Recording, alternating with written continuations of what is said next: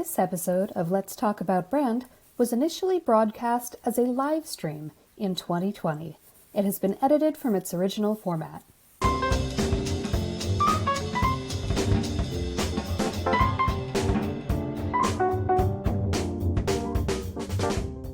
Hey everyone, I am Christine Gritman, and I am here, as I am every Friday, with Let's Talk About Brand, where guess what we talk about, you guys? Brand. I wanted to remind everyone, by the way, that you can get your very own Let's Talk About Brand merchandise, such as this glorious mug, t-shirts, stickers, whatever you like. So this week's guest is Mel Bridger. She's awesome. She's joining us all the way from the UK. Mel and I actually met while speaking at an event in London a couple of years ago. And Mel is really cool. Mel is a personal trainer, but she has not one, not two, but three separate fitness brands going on, you guys. We're going to talk about all of them, but she is basically a partnership, a personal brand, and a franchise. That's what we mean by branding something bigger than yourself today. We're talking about branding something that other people then want to like take the ball and run with it. So we are going to talk all about that today. So without any further ado, I am going to bring on this week's amazing guest, Ms. Mel Bridger. Hey, Mel. Hey, Christine, how are you? Hey, everyone. Hey, Mel, so good to see you. How are you doing there in the newly re-lockdowned England? You know, for me, it's not that much different, to be honest, other than there are shops that I can't go in and browse in anymore. It's all essential shops now, but yeah, it's not too bad. It's not too bad. Yeah, you're making do, and you are, of course, bringing fitness to the people online. So we are going to dive right in because there's a lot to talk about today. You have three brands, girl. Three. Yes, I do. I've been so let's kind of talk about in order how each of those brands sort of came to be. So the first one you said chronologically was Cardio Central. That's correct. So, oh my God, I'm going to try and cram this. Actually, you know what? Let's take a step back first. I'm curious if at the beginning of your personal training journey, if you actually worked for somebody else at the beginning, or if you always went out and just kind of put out your own brand. No, I was always solo. So I used to be a professional dancer and run dance events with my husband. And then when I had my children, I moved fully into fitness. And so I'd already had the experience of being an entrepreneur. And so it made sense for me to continue that vein with the fitness industry. So if you want me to talk about Cardio Central. Yes, tell us about Cardio Central. Okay. I actually rebranded. So I started, it's all about branding. I started off with an organization called Zumba Central because I started off as a Zumba instructor. Or Zumba, is that how you say it in the States? It is. And so then I decided that I wanted to progress and get better at what I do. I found a real passion and a real love for the fitness industry. So I went down the qualification route and decided to rebrand because I then taught more than one type of class. So Zumba Central kind of didn't fit anymore. So because what I did was predominantly cardio based and it was a lot of fun, it made sense to change the Zumba to cardio. So I rebranded, and at that point I had several instructors working for me because Zumba became very, very big here. And so I trained up former students to become part of my team. At what point did you realize that it was time for you to do that? That it was time for you, rather than it being you, to actually train some of your students? By the way, that's a great point there, that you initially drew from your audience to expand. 100%. So two main reasons. One, I couldn't handle the amount of students that we had coming through the door because I was one of the first to launch in my area. And so it became extremely busy very quickly. Two, I found out I was pregnant with my daughter and I wanted my business to continue. And so I trained up two students in advance of me going on maternity leave so they could take over from me whilst I went off to have my daughter. So that was the main reason for forming the team. That is a great story. So then at some point you created your own personal brand, the Mummy Trainer. So yes. I would like to hear how you made the decision to go that route rather than just making it an extension of Cardio Central or something like that. And also how you differentiated between the two. So why there are two and how you differentiated. Okay, so when I was pregnant with my daughter, I was looking for fitness activities that would help me as I got later on through my pregnancy, and then as I had her afterwards in recovery. And there was nothing in my area. So I decided that I would train not only to be a personal trainer, but also to specialize in pre and postnatal fitness. So that's one of the things that I'm known for in the fitness industry. Then I realized that there was a distinct gap in the market for a female personal trainer. And I'm a mum, so the mummy trainer kind of felt natural to bring together as a brand. And it started off predominantly as a blog, really. And then personal training came a little bit later, and then it just exploded. How did it explode? What was one of those kind of tipping point moments where you're like, "Whoa, this little side project has really become a thing"? I started to get noticed a lot more. So I've got quite a big following in the fitness industry, and I became more interested in social and digital marketing, which is how we met, and started to make a name for myself in both arenas. And so I thought I must be onto something here, and I used used my email address info at the Mummy Trainer to start to share my contact details with people in the digital marketing arena, and then the name just stuck. So it actually came more from the digital marketing aspect. Everybody started to call me the Mummy Trainer. And then as I learned more about personal branding, I realized I had to be consistent across all of my platforms. So then it exploded as more people became aware of who I was. I love that. So now you had Cardio Central. Yes. Then you were the mummy trainer. You had your own thing going there. Yes. Then you did a third thing, a third darn thing, a third brand. You decided to create Beats Fitness. Now, how did you decide that? First of all, how did you decide to create a new thing as opposed to just incorporating it under Cardio Central or the Mummy Trainer? And tell us a little bit about how that brand is different and how you decided to make it something altogether different, which is a franchise. It was my husband's fault.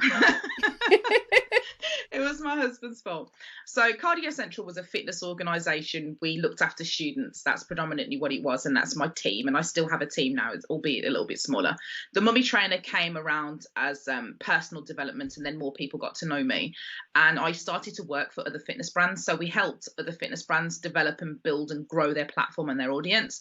And my husband turned around to me one day and said, "Isn't it about time you stopped working for other people's brands and created your own?" Because I had such a dynamic following in the fitness industry. And well, that's just the fascinating part to me, because you already had two brands that were your own. I know. It's a bit crazy. So the main difference with Beats Fitness is that it's not for students, it's for other instructors. So it's for other instructors to come and train to then go out into the world and deliver our program. So that's why we call it a fitness franchise. So they train with us, and we develop them not only how to deliver the program, but we teach them about all aspects of fitness marketing and everything else to help their business grow. And as they became more successful, we became more successful. So I decided to move from working for other people and be able to bring my own ideas to the forefront without having to have somebody there telling me, yes, you can do that, or no, you can't. And as you know, I'm not very good at being told what to do, Christine. No. You tell other people what to do and they pay you for it. Absolutely. So I would love to hear, so you are actively maintaining all three of these different fitness pieces of your empire. I would love to hear how you sort of what the brand essence is of each of them, because it's clear that they are pretty different. In telling your story, you've made it clear why they are three. So how do you define each of them? So Cardio Essential is very much community. It's local. So although it was local before lockdown, now I have people from all over the country that collectively attend my classes online. So it was all about community, inspiring predominantly other women and getting people that wouldn't necessarily be active. The Mummy Trainer was about working with other mums, similar experience to me, intimidated by the gym, would be scared to go and work with a male personal trainer for whatever reason. And I offered a service that was relatable and also that was effective. Beats offered a service that I felt there was a gap in the market. You see, there's a common theme here. It's all about offering a service. There's a gap in the market for my kind of energy and my creativity, but the ethos around all three is community. So whilst all three of them are very, very different, it's all about maintaining that supportive community aspect. I love that. Someone signed in as me, actually asked a question, but it's not me, which is what's the benefit of having a different brand for training other trainers versus for training students?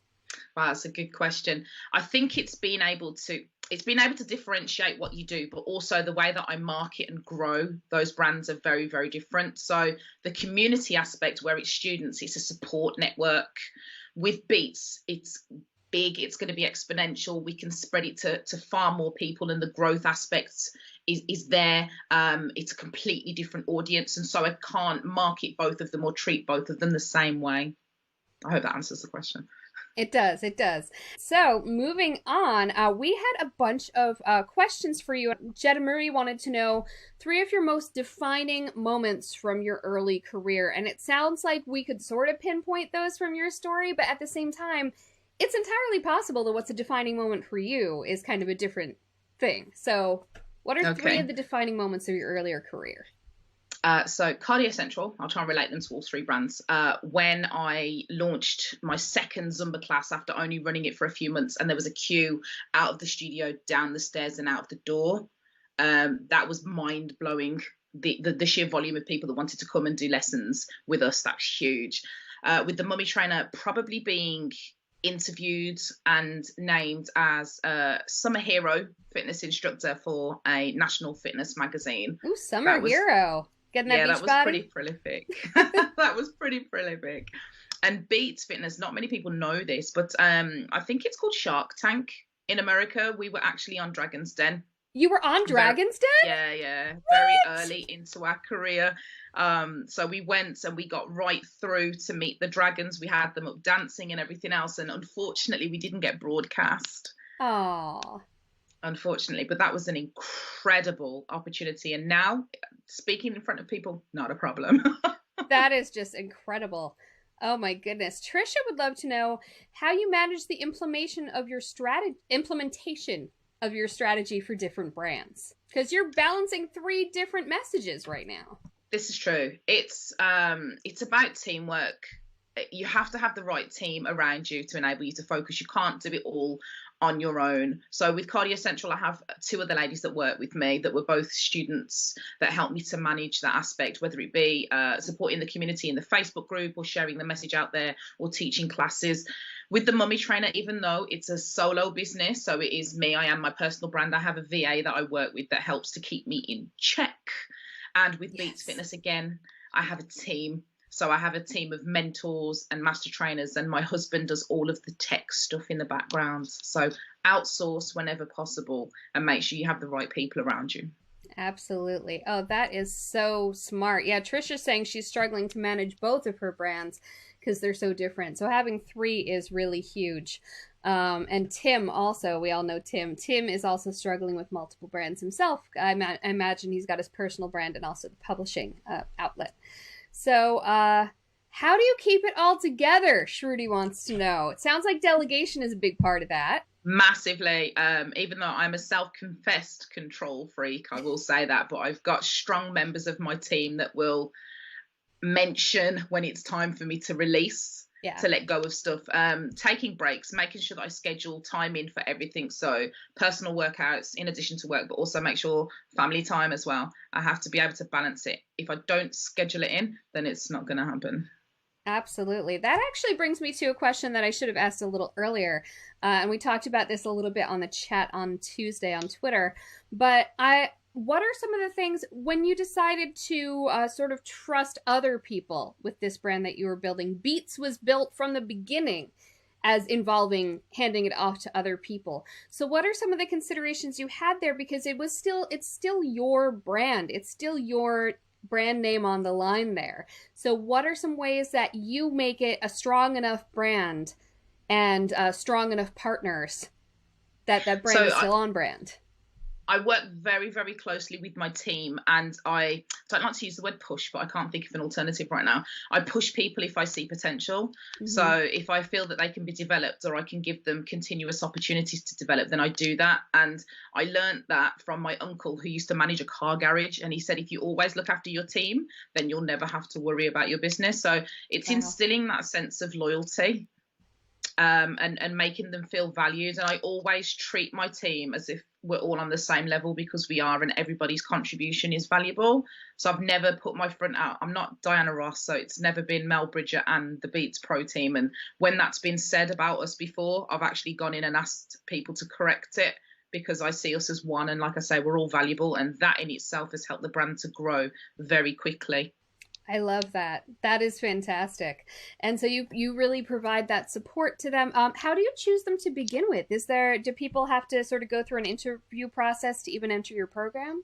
I was very, very lucky. So with regards to the pro team, I actually chose people I'd already met, not necessarily worked with, but people I'd met in the industry. But apart from one person, I'd already trained the other people on my team for the other brands that I'd worked for. Yeah, just like Cardio poaching. Central, you drew from your audience. Yeah, it's not poaching. I didn't poach them from the other brands. No. It was just a format that they taught, and I saw potential in them. So I approached them, told them what I was going to do, and asked them if they wanted to be involved. And everybody I asked jumped at the chance. That's incredible. And that shows that you built a strong enough brand to begin with, that it was already resonating with people. They already felt some ownership there. How do you think you did that?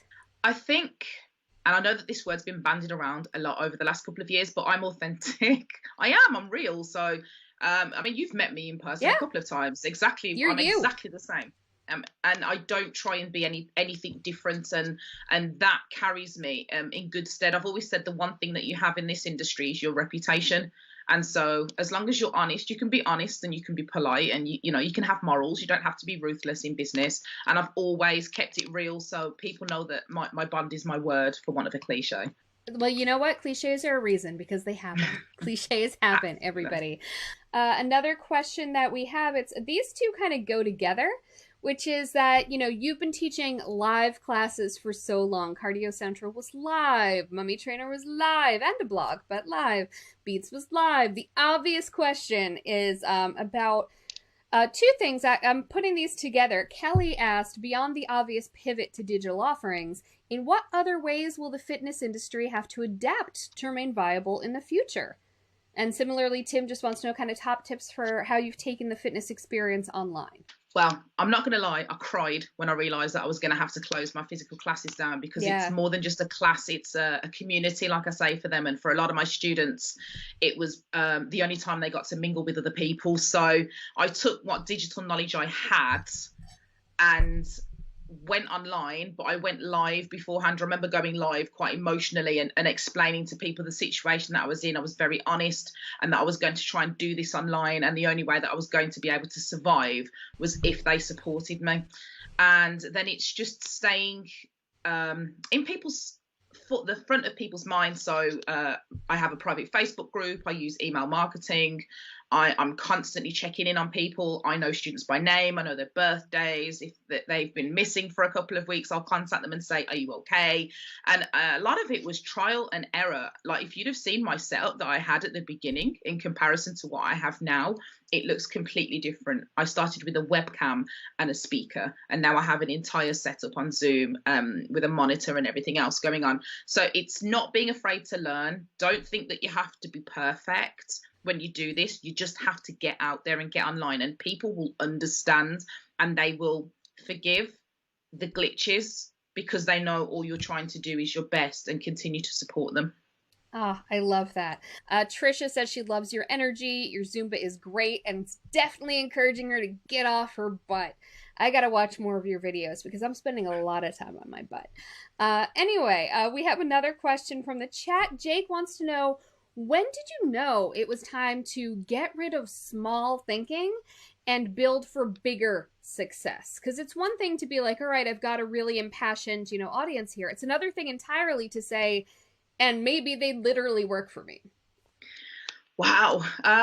Probably a lot of my attitude and energy and drive comes from my mum. So I'm the youngest of 5, and she raised all of us on her own.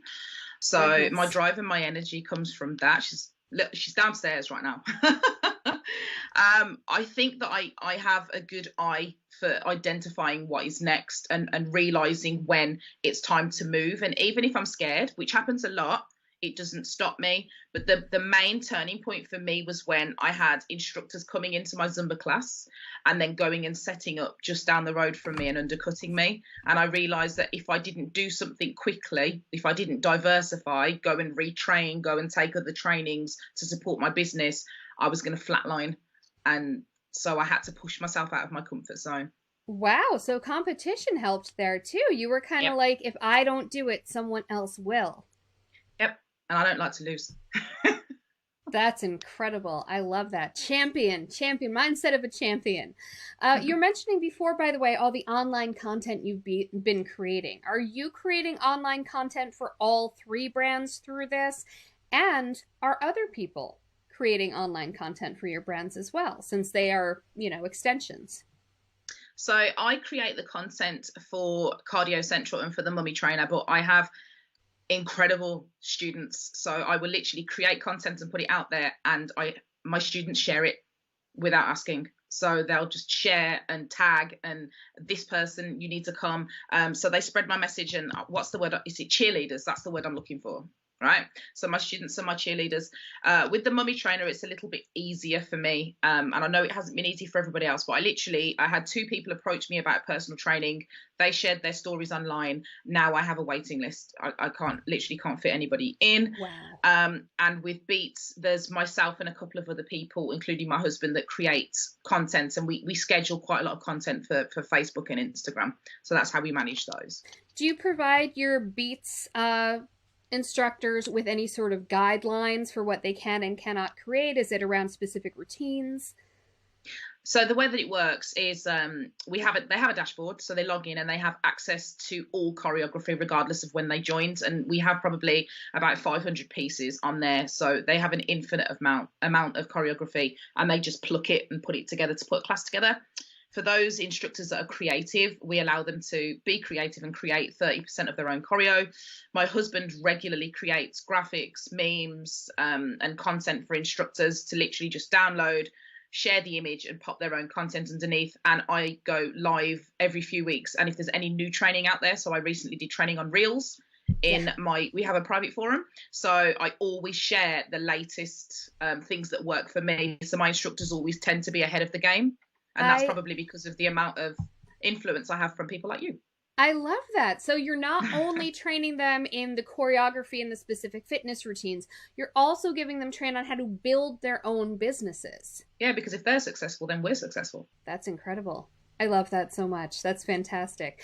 Has there been any common thread to the people who have been Beats instructors? Do they tend to come from dance backgrounds, or is it really across the gamut? It's very diverse, because what we do is we allow people to come in with little to no fitness training, and we provide the training for them. So prior to COVID, we did a very extensive training program in person, and now we turned that into an on-demand program. And then once they come into the forum, they're literally bombarded with training and content. And I have partnerships with training companies where they give us a discount, and Beats instructors are able to upskill with them as well. I love that. That's fantastic. You really are giving them the tools to succeed. That's trying. Fantastic. As you said, you realize that, if they succeed, you succeed. Mel, tell us where people can find you. Okay, so as you mentioned, the Mummy Trainer is one of the brands that I run, and that is me across all platforms. I spend a lot of time on Instagram. I admit I've been on Twitter lately because of news that's happening recently. So spending a lot of time on Twitter, but yeah, I am the Mummy Trainer on every platform. Yes, you are. And so that is the best place for them to find you. That is that of the 3 brands, that's the one that kind of ties it all together. I love that. Well, thank you so much, Mel, for being on today. You're amazing. I hope everyone checks you out, and hopefully we can all move a little bit in this time of lockdown. Your body doesn't have to be locked down, right? Absolutely. Well, fantastic. Thank you so much for being here. You're awesome. Everyone be sure to check Mel out. As I mentioned before, I do this show every single Friday, 12 noon Eastern, 5 p.m. Greenwich Mean Time now. And a reminder that I also have the Tuesday Twitter chat. So next week we will be talking about creating something uniquely you. So some of us kind of, stay in a sort of predetermined lane, like I have personal branding. That's a thing already. I didn't really invent something. But creating something uniquely you can involve, taking seemingly disparate elements and creating something specifically you with them, just like next week's guest, Gary Ware. So Gary Ware has taken his background in theater and improv training along with corporate training, and he has turned it into breakthrough play, which really helps corporations and all sorts of groups discover the power of play to help create innovation and just really to stand out and have breakthroughs, honestly, with the power of play. So thank you so much for joining me. Again, mark your calendars for noon Eastern time on Tuesdays on Twitter and noon Eastern time on Facebook on Fridays. Thanks for joining me. Bye! Thanks for listening to Let's Talk About Brand, part of the Adweek Podcast Network and Acast Creator Network.